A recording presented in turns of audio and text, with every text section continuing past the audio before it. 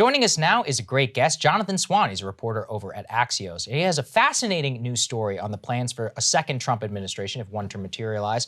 Let's go ahead and put this up there on the screen. It goes ahead and details the radical plan for Trump's second term that focuses on something called Schedule F. So, Jonathan, this is one of those things we focus a hell of a lot here on this show and try to emphasize to people that personnel is policy, something that not many can understand. So this is an entirely personnel plan that details an executive order and more that you've spent a long time reporting out. Why don't you go ahead and lay this out for the audience? Well, President Trump's or former President Trump's biggest regret from his first term is personnel. And it's not even close. I mean, of all the things that he wishes he could have done differently, it's the people he hired. And every time he sees one of his former cabinet secretaries come out with a new book or go on television and criticize him, it reignites his animus towards them. And how the F did we pick these people who, blah, blah, blah. It's just, it's sort of well-worn rant. Fine. Okay, that great. He was ranting about that for a long time. The question I embarked upon actually really started thinking about this a year ago, but the reporting got much more intense in the last 6 months, was fine, you can whine about this, but is anyone serious actually doing anything about it? Because if they're not, then who cares? I'm not writing a story about Trump, whining about people being disloyal. And what I discovered, and it took me a while to kind of piece all the bits of it together, is there are actually serious people working on this problem who have Trump's blessing. In some cases, they have Trump's funding. And let me just put this on a more stable footing. No worries. Hey, no problem. Yeah, so there are actually serious people working on this problem, and they're well-funded and they're experienced. Some of them are quite adept at using government power. And there are sort of a network of groups out there. The Conservative Partnership Institute, which has got people like Ed Corrigan, who worked on Trump's transition, Mark Meadows, his former chief of staff. There's Russ Vought's group. Russ was Trump's director of Office of Management and Budget. There's this group, America First Policy Institute, run by President Trump's former domestic policy director. Each group fits into this ecosystem in a different way. And then there are some, interesting groups that aren't affiliated with Trump, but I would say are affiliated with the America First movement. They're ideologically simpatico. And one of them is a group that I featured, is a younger group, which actually you're on the board of, Saagar, which is right. American Moment, which I think what they're doing is really interesting. They're younger guys. Saurabh Sharma, 24-year-old guy from Texas, very smart guy, and has very good connections in, I would just say, the younger America First movement. And they're developing a pipeline of talent at that more mid-level junior job. So you can sort of see it. What the piece lays out is how it all comes together. And at the center of all of it is this legal instrument, which most of your viewers probably weren't aware of. It's called Schedule F. Basically, every time a new president comes in, they can replace about 4,000 so-called political appointees, right? It's this rotating layer of personnel at the top level of the government. But below that sits this mass of people, around 2 million federal employees, and they're effectively insulated from being replaced or fired. It's extremely difficult to fire them. They have really strong civil service protections that are enshrined in law. And to grossly simplify it, what this executive order does is it allows a cabinet secretary on behalf of the president to reassign potentially tens of thousands of civil servants into a new employment category called Schedule F, which removes all of their employment protections, or certainly almost all of them, and allows the president or the cabinet secretary to very quickly replace them. So what it does is it stipulates that any federal government employee who's working on policy, who's influencing policy, so that doesn't apply to someone who's answering the phones in a field office, but people who are at that top layer influencing policy, they become replaceable. And so what is happening now on the outside of people affiliated with Trump is they're building an alternative labor source to meet that scale, which would be unprecedented scale. They don't think, to be clear, they don't think they're going to need to fire 50,000 people, but they might need to fire an additional 6,000 or 7,000 people. And so therefore you need a talent pool of not just 4,000, but probably 10,000, 11,000, 12,000. That's a lot of people. That's a very ambitious undertaking. And that's what's going on right now. Yeah. So I think there are a couple things to point out here. First of all, part of what you're describing sounds a lot like what normal political operations do all the time. You think about, the Clinton campaign, they had their sort of like administration in waiting, primarily at the Center for American Progress. The Biden team, they had West Exec Advisors, which was essentially their like foreign policy team in waiting, or their cabinet in waiting, that they're able then to pluck directly from to staff up their administration.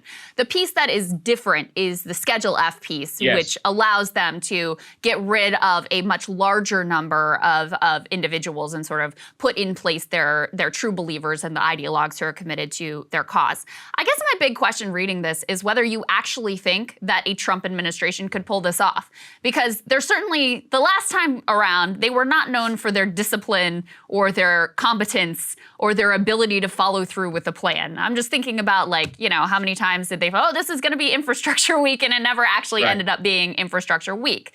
So when you talk about something of the level of scale and complexity that you're laying out in this piece, do you actually think that a second Trump administration is going to have the kind of discipline that it takes to carry something like this out? Well, I'm skeptical, and that's why I have throughout the piece, it's laced pretty heavily with skepticism. It's a huge undertaking, and as I said, developing that labor source, it would be of unprecedented scale.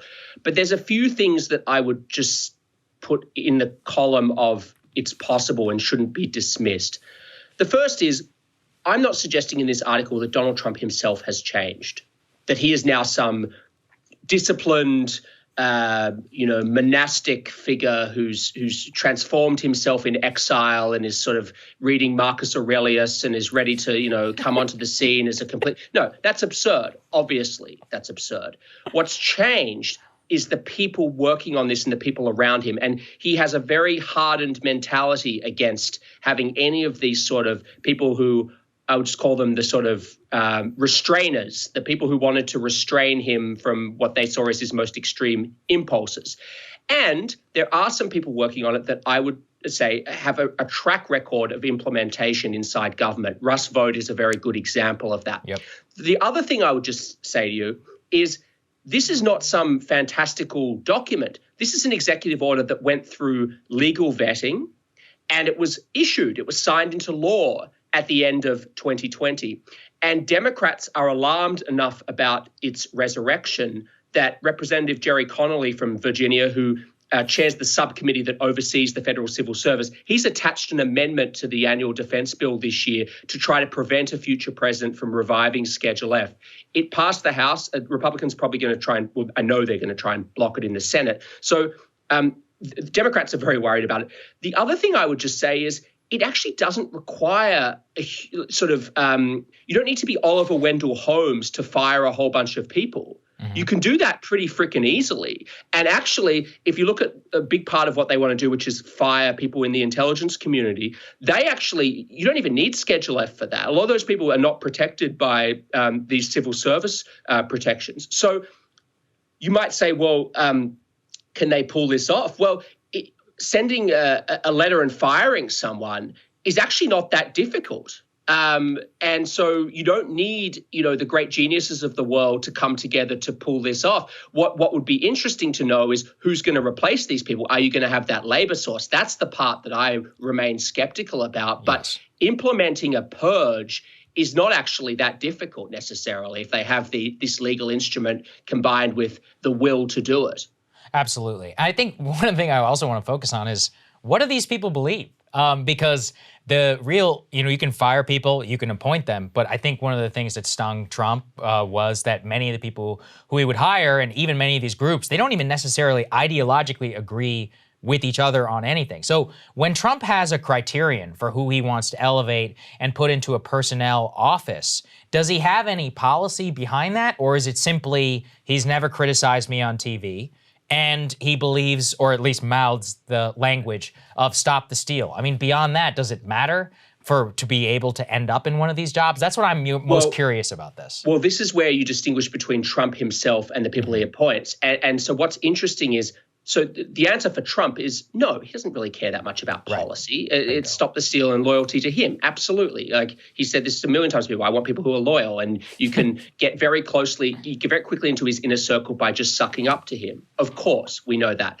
What's interesting, though, is the person that I expect him to appoint to run his transition, which is John McEntee, who ran his personnel office.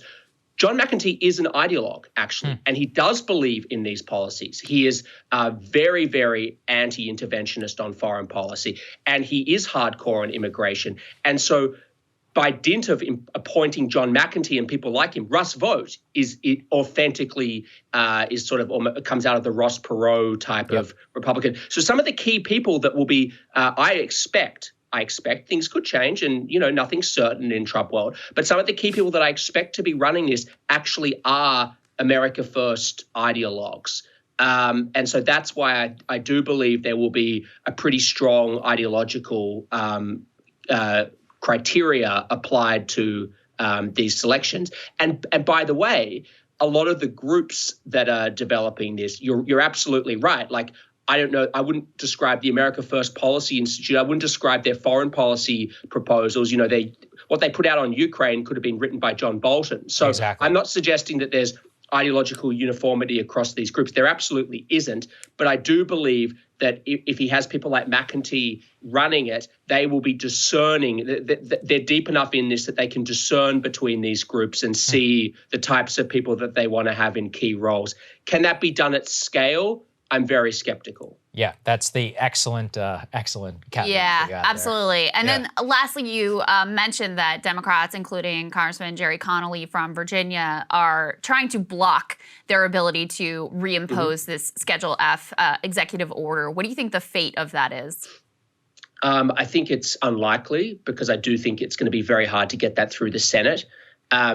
And if they don't manage to block it, they'll certainly challenge it. There'll be huge legal challenges against it. But Trump's advisors like their chances in a court system that's now dominated by conservatives at the highest level. If they do get Schedule F if they do get this amendment into force to prevent a future president from introducing Schedule F, Trump could still execute, as far as I understand from talking to experts on this, a pretty large-scale purge of the intelligence community, even without Schedule F. That's a great point, right? Because I believe they're governed under a different authority. Jonathan, Correct. This is fascinating, absolutely fascinating reporting. It's long, but I encourage everybody to go and read it. It influences everything that we talk about here all the time. So we're going to put a link down there in the description, and we really appreciate you making the time for us this morning. Thank you. Thanks for having me, guys. And it's a two-part series, so it really goes deep in the second part on Schedule F. So Thanks for having me. Absolutely. Yeah, our pleasure. Thank you guys so much for watching. We really appreciate it. Live show tickets. Don't forget, link is down there in the description. Premium members, you guys already gave you the pitch for all of that. We'll see you guys on Thursday.